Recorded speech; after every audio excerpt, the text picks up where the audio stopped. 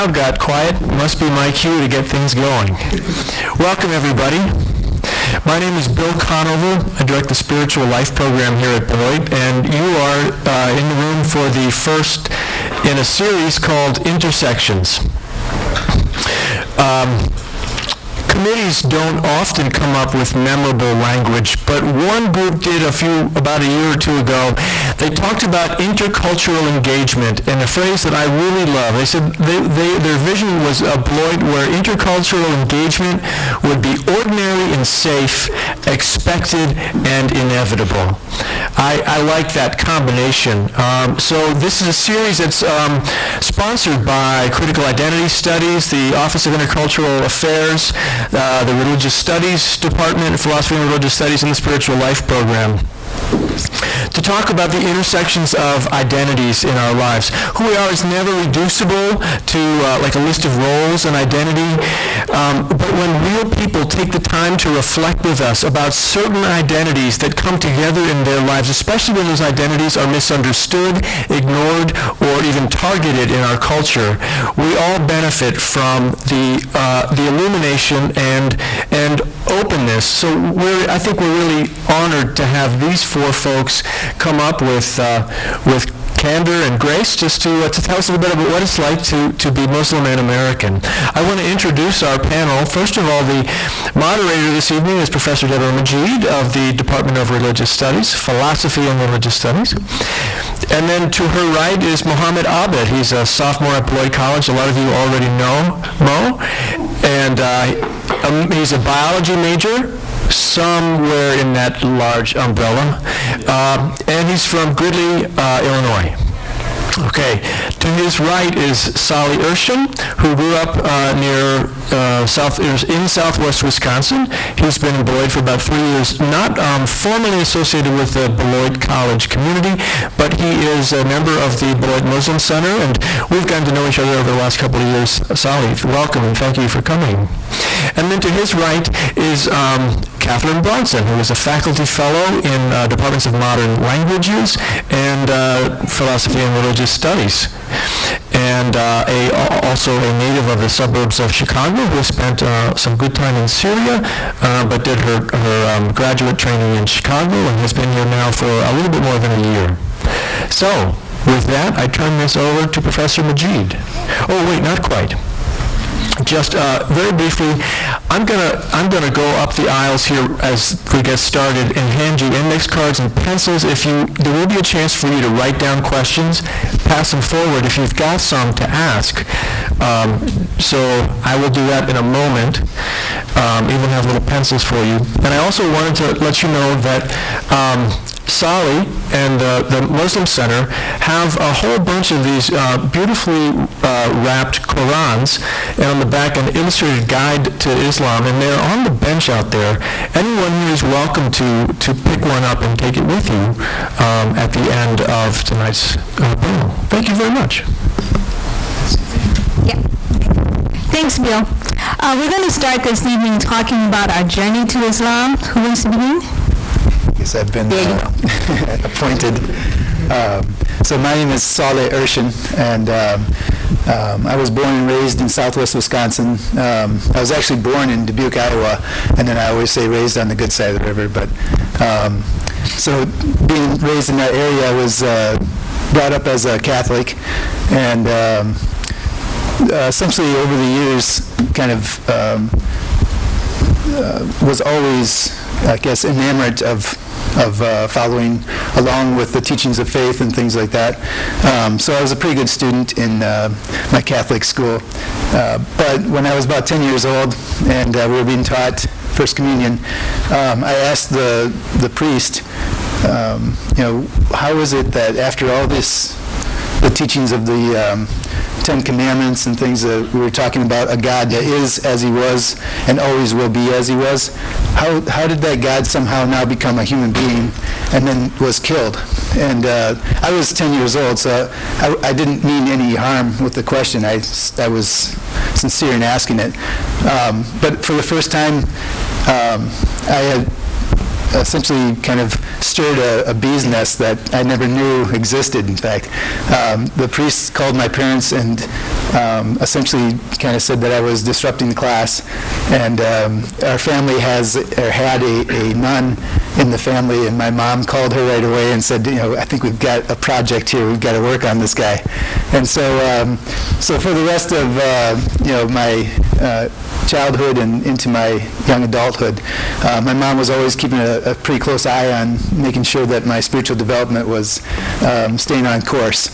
But in my own questioning and seeing kind of that interaction, it led me to look further and question, kind of what is this whole thing about? And that questioning kind of led me to looking into some esoteric studies of like Taoism and things of that nature, understanding the fact that there's a difference between Judaism and Christianity. But I really didn't pick up on Islam until later in my early adulthood.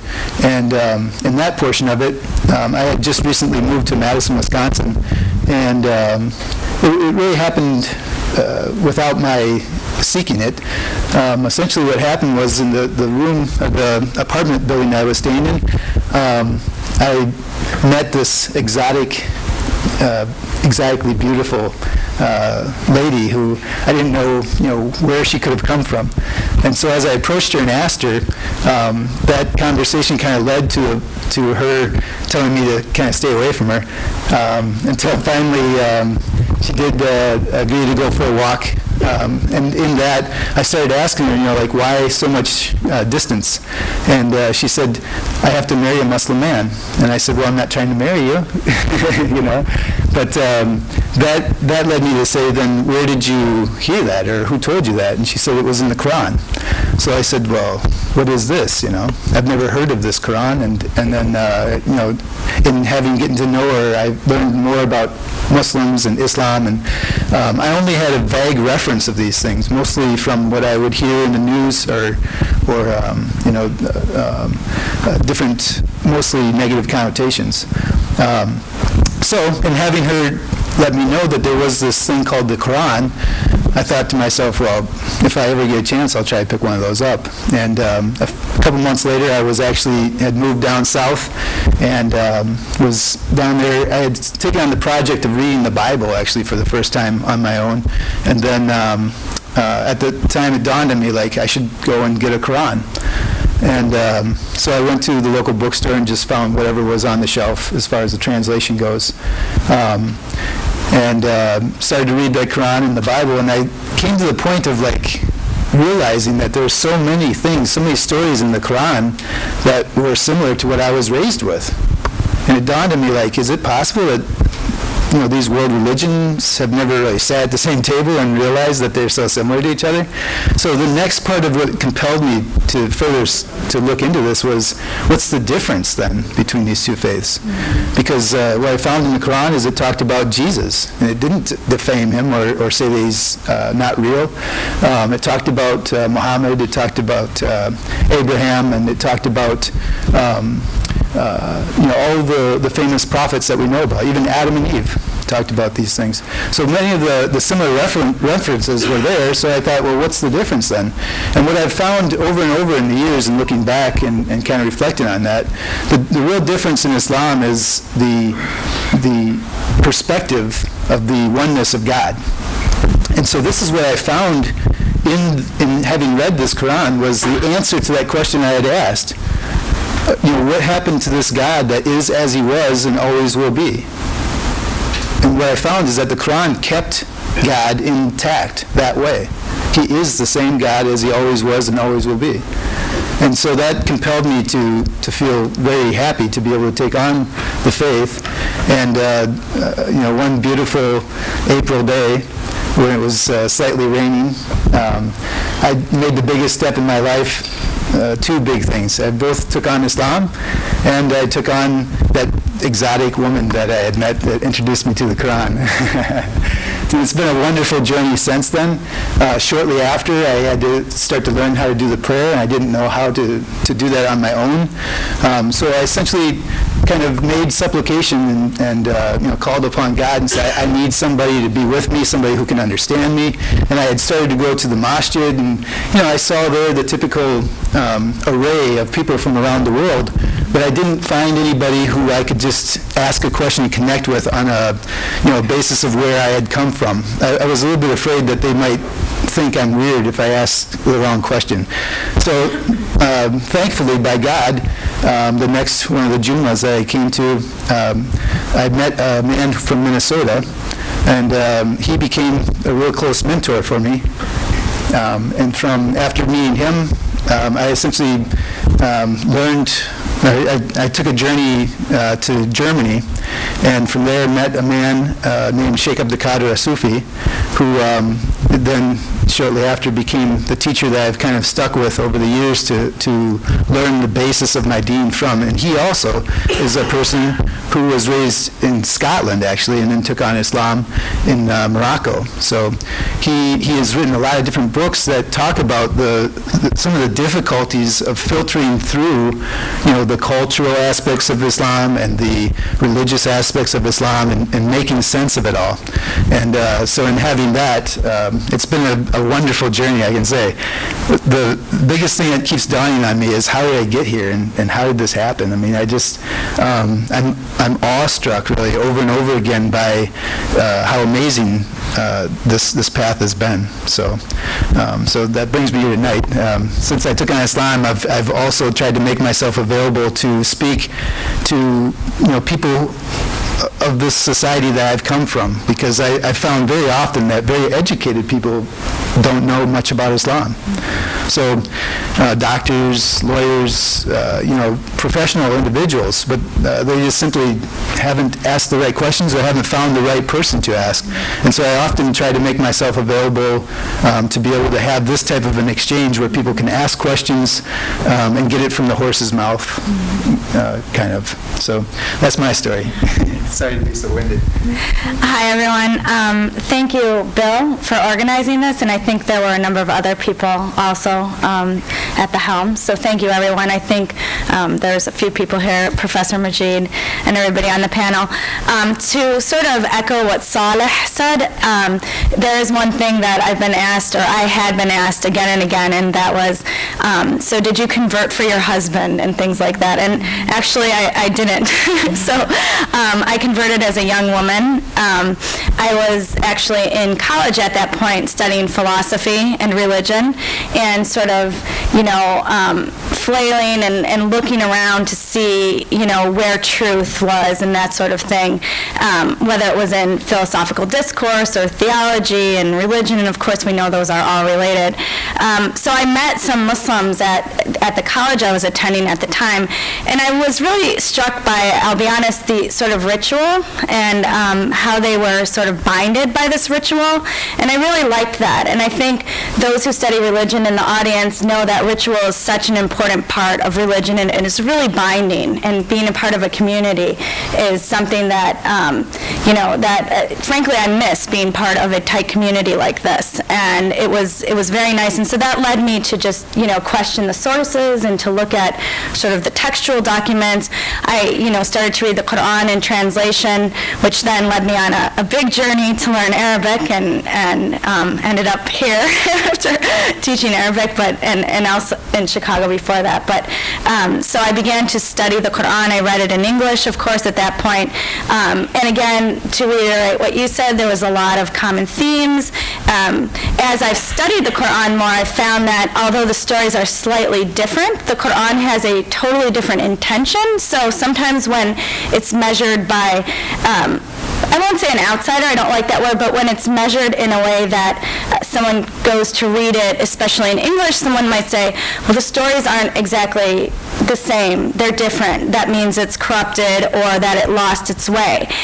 But the Quran never intends to be a reiteration of any sort of Judeo or Jewish and Christian tradition. It has its own sort of agenda, so to speak. And so I really liked that. At first it was a bit confusing, but the more I read it and the more I sort of familiarized myself with the textual tradition, as well as sort of the tradition afterwards, so the post-Quranic tradition, which would include sort of the materials that expound on the Quran, the more I began to sort of appreciate the tradition. Another thing I really liked about Islam was sort of the solid division into two things, works and faith, and so both of those constitute you as a whole person, and I really liked that there was a lot of stricture. In other words, where sort of ethical boundaries, can be blurry and confusing, especially I think in the time we live in when there's a lot of sort of moral relativism and what is right and what is wrong and these sort of things. And as a young woman, I really liked sort of the fact that these things were laid out and they were simple to follow and they were there for me. And so that all made a lot of sense to me, and I really appreciated that. And so, I converted, and I basically was fortunate. Somebody sponsored me shortly thereafter to go to the pilgrimage, and so I've been to Mecca and Medina a couple of times actually, and these were the sort of things that are some of the the fondest memories when you sort of lay out that trajectory of what life is about, and you pinpoint those moments in your life that you really reflect back on. I can say being in Mecca and being in front of sort of the sacred Kaaba is one of the things that I remember. So I'll pass it on. There we go. Hello, I'm Muhammad Abid. Thank you, Bill. I really appreciate this and for the opportunity to speak about my faith. And surprising that I'm so excited because I always get these questions asked back home. From Goodley, Illinois. It's a really small rural town, predominantly white. I'm always asked these questions because they're ignorant, no offense to them, but about the faith. And it's a great way to open their minds about my faith and how they always see that Christianity only in my family is the only Muslim family in the whole town, so I was born into the faith. My parents are from Palestine, and they've always raised us. I have 5 brothers, so they always raised us as Muslim people, and they would take us to the mosque on Sundays because on Fridays we had school, obviously. But in the summer they would take us on Fridays, and they would have activities and stuff like that. And so, as I have friends around me that are with the Christian faith, they would try to compare my religion with their religion, and I would always tell them what I believed in, that there's only one God and there's no other, and they believe in the same thing. So we don't believe that Jesus was the Son of God, and we believe he was a messenger instead. So and I like the idea, like Kathy said, that the morals and the faith are what makes you a true Muslim. So that's why I thought, as I can see, I've seen Judaism and Christianity, and I believe that Islamic was right for me, and that's why I keep following the faith. And the closest I've been to Mecca, I guess you can say, is I went to Jerusalem. I went to the Dome of the Rock. It was very beautiful. It was amazing. It's just awing to see, and it's just astounding just to see the different cultures and how Muslims react with people from America and then people over there, and they can tell that you're not from there. So my aunts and uncles, they live in big cities like Chicago and New Jersey, in areas in New Jersey, and they always have Arabic programs in there, and they'd always tease me that I don't know that much Arabic. I mean, I understand more than I speak. I can't read Arabic, but I've read the Quran in English, and I've read the Bible as well. I always do the comparisons all the time, and it's very interesting, the similarities between the two. And let me see. I'm sorry. But yeah, they would just tease me, and I would always tell them that I'm just from like a small country white town, and like it's just the reactions behind them, like, why don't you speak out of me? And I'm like, I speak with my parents. And then my parents always like, yeah, keep going. I'm like, oh my God. So, I mean, the journey throughout my life is amazing, just meeting people in there. And also, just to show that people will care once they get to know that family, because we're the only Muslim family in that town, so everybody knew about us because my father used to own the grocery store. And people would come in and tell us how we're doing and stuff. And once that shut down, he would work for my uncle. And after a few years there, in 2001 when 9/11 happened, people didn't change their views. Actually, they became closer to us. And it's very, very I just couldn't put in words how much they supported us, and they sent us cards and saying that we support you no matter what. They sent us goods, baked goods, and they actually stood up for us. A man in a gas station, in-town gas station, said something about the Muslims, and the clerk said, I know a Muslim family here, they live here, and they're the nicest people ever. And then people, even old people that go there every day, that drink coffee, and they were standing up for us. And what happened was, it was my neighbor, and they told us about this incident, and they just said, don't worry, we support you, and we know we love you, and this town knows about you. And it was just, I just felt so relieved that it just showed that the media does not really doesn't really interpret our religion and the people that are within that religion. And they just pick one group and then they just stereotype everybody. So, I mean, my journey is it's awesome. I love it. I wouldn't change it. I mean, the Islamic faith is right for me, and I just try my best to represent myself as a proud American Muslim. So. There are roughly 1.3 billion Muslims who live in the United States. 1.3 billion Muslims around the globe. That'd be too much like right, huh? And we represent a variety of cultures, traditions. There is much diversity, and I think you're hearing the stories here, and we represent just a small sample of that diversity. In 1998, I became one of the roughly 20,000 Americans who become Muslim every month. And I chose to take my shahada, or make my declaration of faith, as our two panelists down here. Three of us are what you might call converts, or some may say reverts. I will say transitioners to Islam. We have one individual who was born Muslim, and like Saleh, I was baptized Catholic. I do know what it means to have Catholic guilt. I can take hot showers very well. And I had transitioned through a number of predominantly Protestant denominations, from Baptist to Methodist to Pentecostalism, Congregationalism. I had experience in all of those. And I was raised in a very conservative Christian household. So I heard about these people, and I would see them on television, but I didn't know any of them. And so prior to my starting a PhD program at Northwestern University in 1996, I prayed for those people because they were going to hell in a handbasket.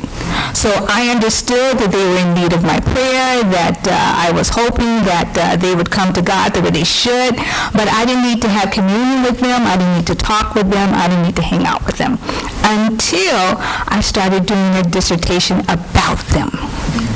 And then, oh my God. So for me, I was not on a theological journey. I had no theological questions.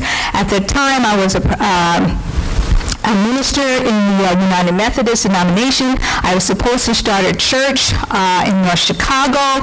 So I was a fervent Christian, a fervent evangelist. I led most of my family to Christ. I'm very grateful and thankful and unapologetic about that. I was the one who prayed over Thanksgiving. I was the one who baptized. I was the one who married. I was the one who buried. I was that person, that spiritual force within my family. When I started doing research on Islam and appropriations of Islam in the 1900s in Chicago, I had to actually meet Muslims. So my theoretical went to the practical, and I spent more time among Muslims. And I found myself at a place where my intellectual journey was crossing a spiritual odyssey. And in 1998, I felt that I was in a new space, in a very comfortable space, and I felt that this was the path for me. So I took my Shahada in a mosque in down south, and I became Muslim. So while we were here tonight and you've heard tonight, there are different approaches, different paths that people take, and how we all can talk about the joy and excitement and passion that we have for our faith. We also recognize that there are challenges, not only to being Muslim in a secular nation, but there are also challenges to making a transition to Islam. My mother, may Allah give her rest in peace, was very concerned about her eldest daughter because she wanted grandchildren. And I was her only daughter. So when I made my journey to Islam and I had to come tell my mother that I wouldn't be preaching at the church over the weekend, she stood in front of me as only a black woman born before the 1940s can do. And she put her hands on her hip and she said, "How are you going to get a husband if you can't see your legs?" And I looked down and I said, "I don't know, Ma." But Allah did know. And so we'll continue our conversation. The next question we wanted to pose was about identity. So I was wondering if you can begin, and perhaps Professor Bronson, if you can begin for us describing the different ways in which you identify. All of us in this room represent multiple identities, okay? So it's not unique to Muslims or unique to Islam, but we want to kind of hear how the members of this panel identify themselves, then we'll just go down. Sure. So one of the things that I think about when I think about identity is most people, in contrast to some identities that you might think about when you self-describe, most people tend to define themselves as religious or anti-religious, right? And so you're forced to take a stand on that, whereas in some identities you don't take a stand at all. So I don't define myself, for example, as not Italian, right? I don't have an Italian drop of blood in my body, but I don't sit around and think about that, right? But I do think about religion all the time. It's probably one of the most defining characteristics that I do think about in terms of what I am and what I'm not at any given time of the day or year. And so I think that society forces us to negotiate those identities on a daily basis. And so you're always trying to think about that. In regards, if you just think now, whether you're a student, I don't think many people in the room are parents, whether you're a son or a daughter, or what ethnicity you are, what identity comes to your mind first, okay? And so some people will have a religion pop into their mind, some people will have student pop into their mind. And so I think it's very difficult to sort of navigate those pressures in society, especially when we get into the whole understanding of what it does mean to be a religious person in a certain context. And so for me, I'm continually navigating that identity, especially because I'm part of a mixed religious family with all sorts of different religions in there, including atheism, well, near atheism, not for me, but other people in the family. And so I'm constantly having to think about those things and define myself, I won't say against them, but define myself in accordance to those things. I'm not trying to give a purposely ambiguous answer here, but it is something, this is my true answer. This is how I think about what it means to be part of any religion in this country where you're pressed to identify. one of the things that I can say is that when I've gone around and spoken in interfaith groups, people will make assumptions about who I am, which I don't mind because I think we all tend to do that.